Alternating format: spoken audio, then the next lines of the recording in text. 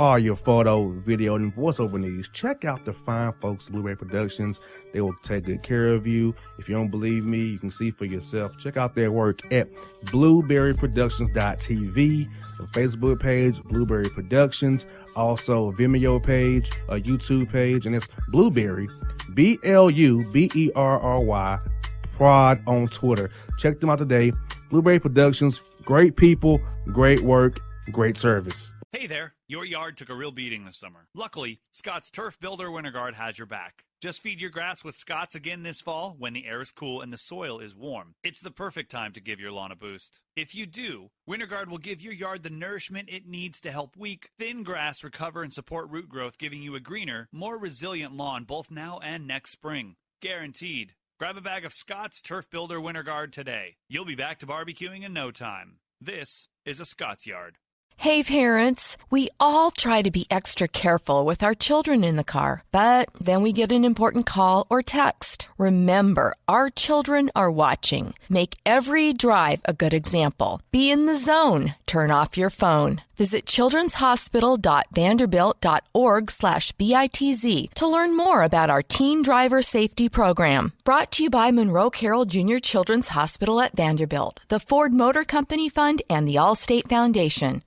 Hello, my name is Travis Williams, President and CEO of Academics and Athletic Consulting, focusing on educating and empowering tomorrow's collegiate athletic leaders. My passion is for the education and genuine concern and care for today's student athlete. It's the centerpiece of my life's work. A college education, both in and out of the classroom, is a truly rewarding benefit. For more information on AAC, you can go to www.academicsandathleticsconsulting.com. Once again, www.academicsandathleticsconsulting.com. Or you can follow me on Facebook at Academics and Athletic Consulting, or Twitter at Coach TWill24, or Instagram Travis L. Williams 24. Or you can call me at 404-542-6079.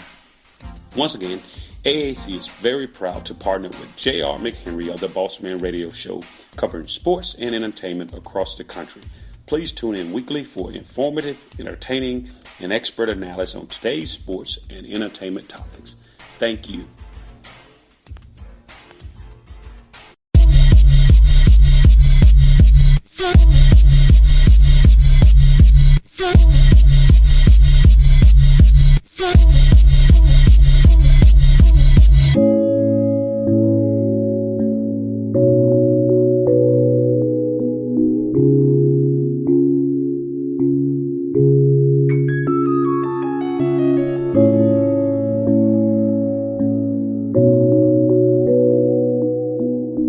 Back in the Bossman Show here with Adam Nelson. This is the owner of HoopDirt.com, one of my favorite sites to look at every day about the college basketball coaching changes and what's going on in college basketball news-wise, assistant coaches. It's a great site, very informative. Adam, how are things with you and your family, man? Everything's going okay, JR. It's different time. We're up here in Boston. It's been pretty hard hit up here. We got 4 kids all hunkered in at home. I know you're doing the same down there, and just a different time, but we're all doing okay up here. Adam, I miss getting to see you when you came to town for the Final Four. A lot of my friends in the business, I really hate. We missed it because of the virus this year.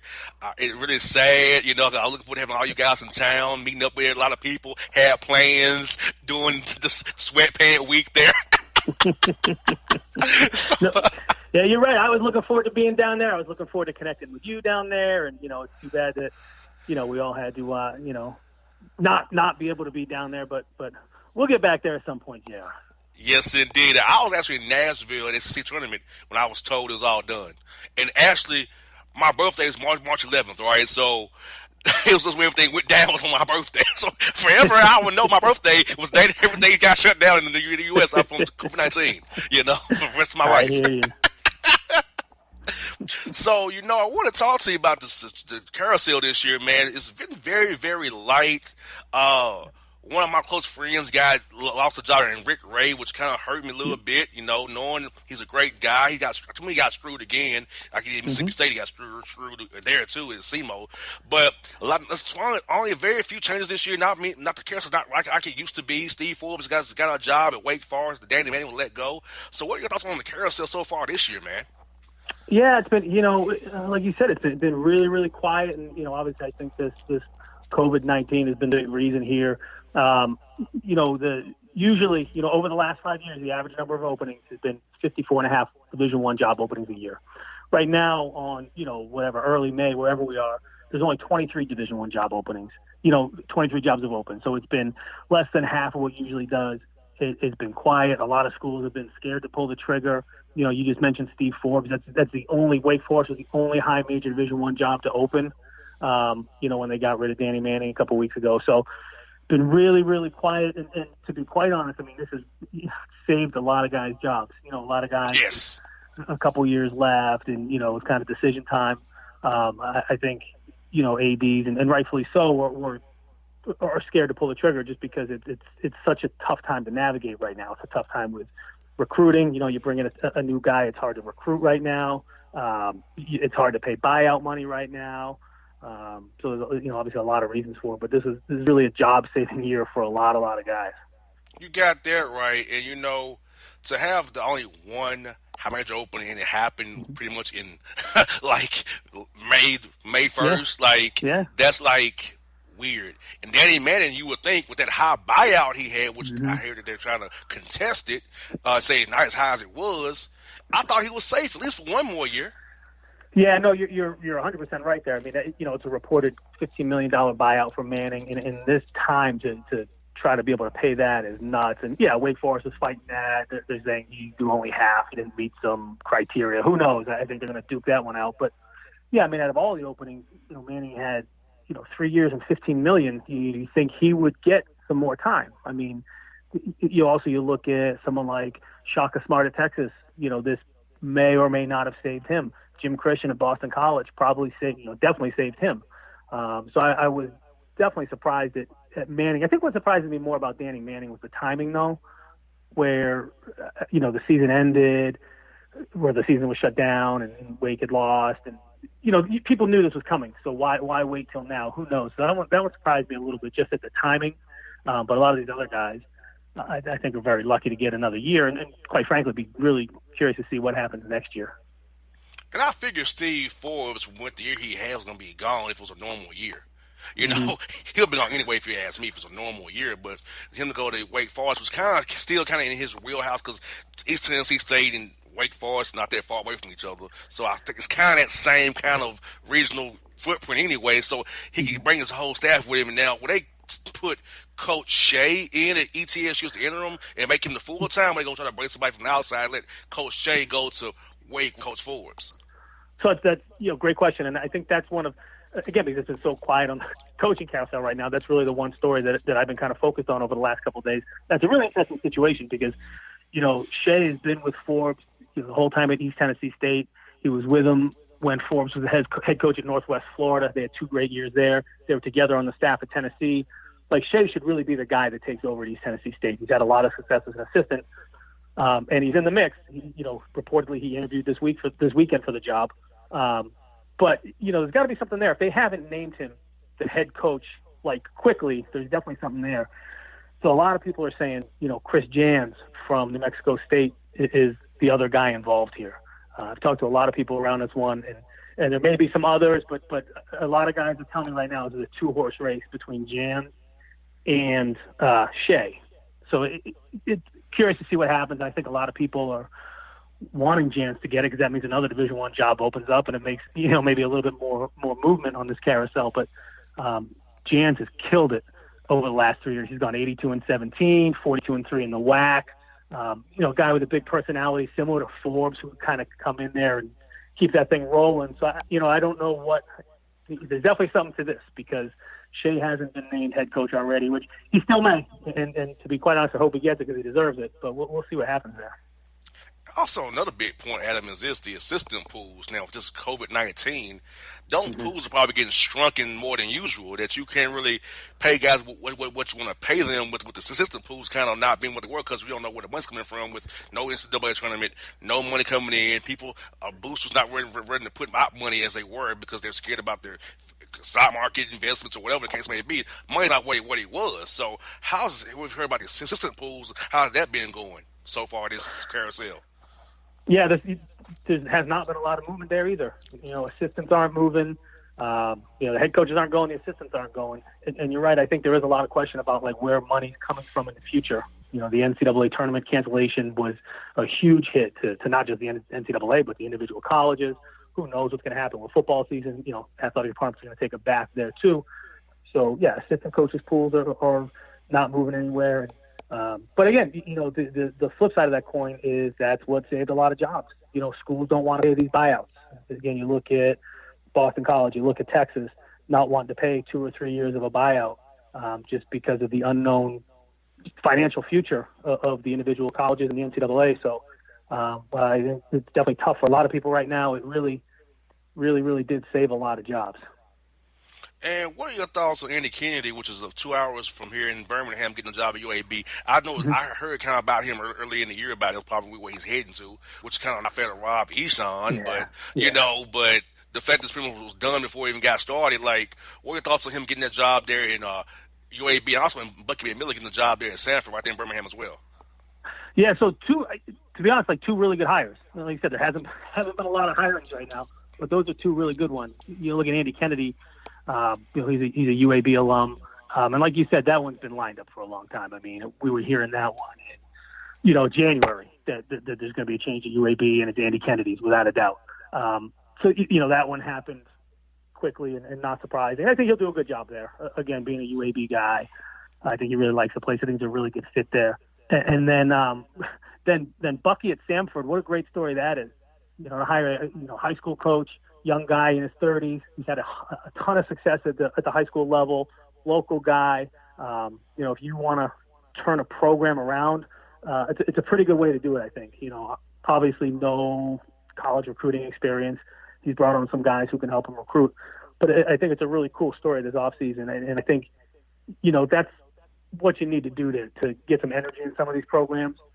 Bring in someone who's going to bring that energy. I think Bucky will. Same thing with Wake Forest. I mean, that program has been dead for the last 5-6 years. But I think Steve Forbes brings that energy to really turn that thing around. Engage his fan base. Get some excitement around the program.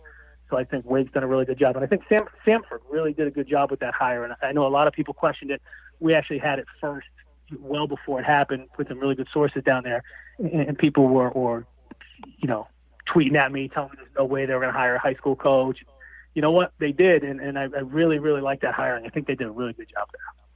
I had him on the show last week. He was a great interview. Team with Bucky last week, man. He did a great job and really sold me on it and invited me over there to come see them play. So I'll definitely come over there to Birmingham and see them guys play right 2 hours from the house. So not an issue there.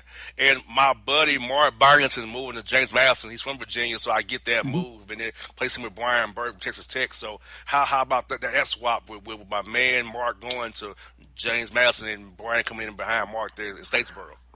Yeah, again, two good moves. I mean, solid moves. Mark had done a really nice job at Georgia Southern, and he's a Virginia guy. CAA is a better conference. He's making more money, so I think he'll be successful there. And then, Brian Berg at Georgia Southern. Brian was on the staff at Texas Tech. They've been really, really good under Chris Beard. Brian's another one of these basketball lifers, getting a shot at a Division I head coaching job. So Georgia Southern's a good place. Mark Byington showed that you can win there, and hopefully Brian Burke can do the same. But as far as hirings go this offseason, two pretty good ones, two pretty good hirings. Now, what I was confused by is Bryce Drew to Grand Canyon. That just kind of threw me off. I ain't gonna tell you, I didn't see him come. I saw Bryce was doing TV. He still kind of was in the Nashville area. We texted for we still kind of via text or what have you. But I don't see him going to Grand Canyon. I'm like, what? Yeah, it's an interesting job out there. I think they have a lot of money to throw around. Bryce Drew obviously did a really good job at Valpo. struggled, obviously, at Vanderbilt. Didn't have a lot of time there. They got rid of him after year 3. He can obviously really coach. He's a good guy. And I think, one of the things that you hear a lot about Grand Canyon is they feel like they should be like Butler or Xavier, kind of one of those teams that's always in like the Sweet 16, maybe battling for an Elite 8, and they just never got there under Dan Marley. So I think they threw a lot of money at Bryce Drew, a guy with a good name, squeaky clean guy. He can really coach. So I think that's why he's the choice there. There was a lot of rumors before they hired Bryce Drew that it was going to be Rick Pitino. Again, you lure him out there with the temperature, the climate in Arizona, and the money. But ultimately, Pitino obviously took the Iona job, and they hired Bryce Drew. So I think, I think it's a good hire. I think he'll do well there. I don't know if they can ever get to the level that they want to get to, but I think that for them it's a good hire. And I'm happy about UC Wilmington and Takeo Siddle getting the job there because Kevin Keats is not. Kevin Keats is a friend of mine, but the Wolfpack wants too much for him, and I think he's in trouble next year. So Takeo getting out while he can now get his takeover where he was at previously with Coach Keats. It's a great move for Takeo, if you ask me. I think so too. He knows the place. You said he was there with Coach Keats. They were really successful there.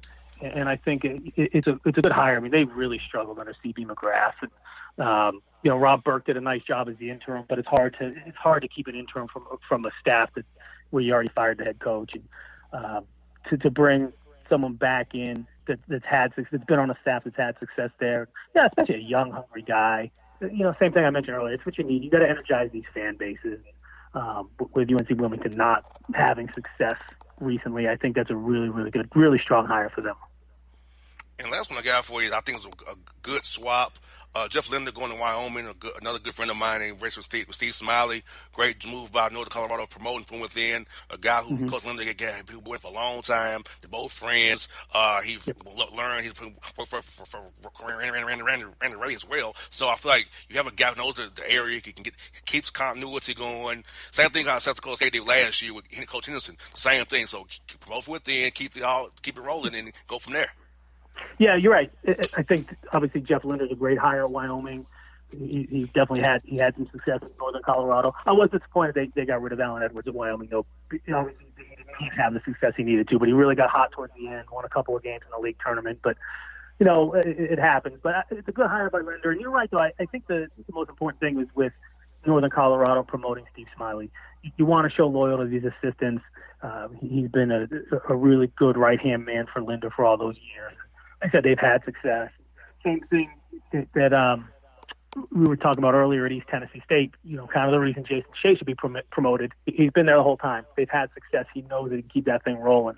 But it's a good thing when you've had success and you get an assistant promoted like that. I think it's a good thing for Steve Smiley. I think it's a good thing for the Northern Colorado program. Now, I want to keep it right here in Georgia. I think that Tom Crean and Josh Patterson, Josh Patterson is a friend of mine. Tom Crean and I don't see eye to eye. But I can be honest about that. Just everybody won't see eye to eye much. But do you think they're in trouble next year? Because I feel like Josh needs to win next year or he's done, and Tom Crean could be feeling the pressure from Athens if he don't get nothing done. With Joe Scott leaving the Air Force and bringing back Steve McClain, who's been with him for years. But, I just don't see how that's going to work up there in Athens with my man leaving to the NBA. Could be a future Hawk as well. So, and Josh not being really engaged with the Atlanta community as he could, being a coach of Georgia Tech over there. Yep. I think Pastner's going to have a problem at Georgia Tech after this season. 4 pretty unsuccessful seasons there. I mean, I guess they were 3 games over 500 this year. It's better. He's 65, 67 in his 4 years there. They've had an NIT appearance. If there was a postseason, they were banned from it this year. And it's interesting you say if he hasn't engaged with the Atlanta people. I mean, I just don't think that's going to turn out too well. Plus, all the off-the-court drama. If I'm a betting man, it's time to move on, and they're going to move on. The Tom Crean of Georgia stuff is an interesting one, too. A lot of people have been talking about that. 2 seasons there. They did improve a little bit. I think losing Joe Scott to Denver, I do think hurts him because Joe's a really good basketball guy. Joe's a really good X's and O's guy, and I know he's comfortable with McLean. He was with him for a long time.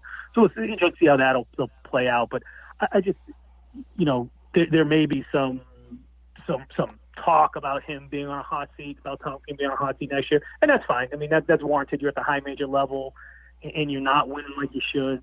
There's that talk, but I can't see Georgia making a move after year 3 with Tom Crean, especially if they get a little better. He went from 11-21 his first season, 16-16 last season.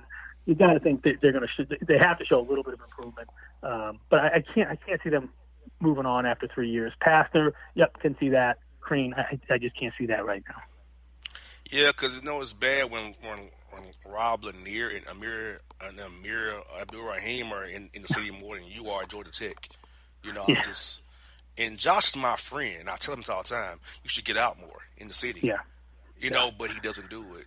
He's my friend. I told him this to his face. He I'll say what I'm saying to you. I'll say to him in private. Get out in the city and engage. Get people to come out there. I mean, you're in the heart of Atlanta. Let's do this. Right. Georgia State should not be Atlanta school. It should be Georgia Tech. But I get it. Georgia State's more for people who can afford it in the city of Atlanta. But Georgia Tech should really be the big thing in Atlanta. And you're not doing it. You know what I'm saying? That's the thing I hate about it. But Josh is kind of stuck in his ways. He's my friend, but that's how he is. Yep. Yeah, but you're right. But you know what? You can't be stuck in your ways, especially at the high major level. Like, you have to be out. You have to be the face of the program. And I keep saying it. You have to, generate interest. You have to create a buzz. And Winston-Salem is nowhere near the size of Atlanta, right? You better believe Steve Forbes will be all over Winston-Salem, all over the state of North Carolina. Just creating a buzz, getting in people's faces, yelling at them, telling them to come to see Wake Forest basketball, making it exciting again. And you have to be out there. You have to pound the pavement. You have to make yourself, visible. You got to be known. You got to create that buzz. You got to generate that buzz. And, if Josh Pastner's not doing it at the, high major ACC level in a huge city like Atlanta, that's a problem. Yes, indeed. Well, Adam, thank you for your time as always, buddy. It's been great again to get you back on the show, man. Cover this carousel, man. Be safe up there in Boston. We'll talk to you real soon, man. JR, I appreciate you having me, and look forward to catching up with you soon. All right, man. It's Adam Nelson here on the Bossman Show.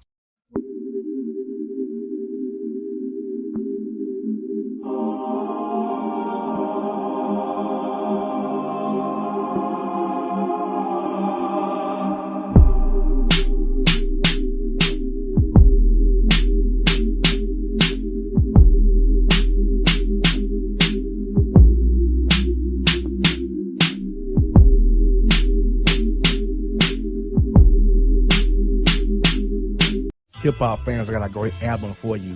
The debut album from Family Grind ENT, True Speech and 313 Fresh. We're going to give you 2 discs, 33 songs of pure, genuine hip-hop.